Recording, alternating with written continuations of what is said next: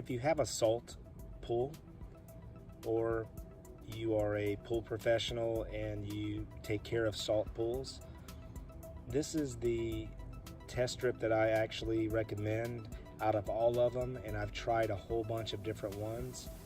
This is the Lamont Insta test strips, and this will give you a readout anywhere from 1,500 to 5,000 parts per million of sodium chloride. And so let me open it up here, and then I will show you exactly what the test strips look like. Okay, here we go.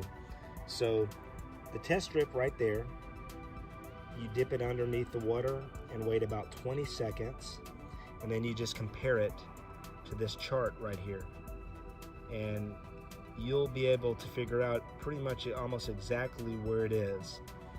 They're very highly accurate, and see, it'll show you right here. Dip it into the water, keep it upright, and there'll be like a little bead of water on it, and then wait 20 seconds and compare. It's very simple, and like I said, there's other brands out there, but I don't recommend the other brands. They're not as accurate, and they take much longer to get the sample, to get the test done. So like I said, they're Lamont test strips, and let me show you. Let me flip it over here. It is the Insta Test sodium chloride test strips.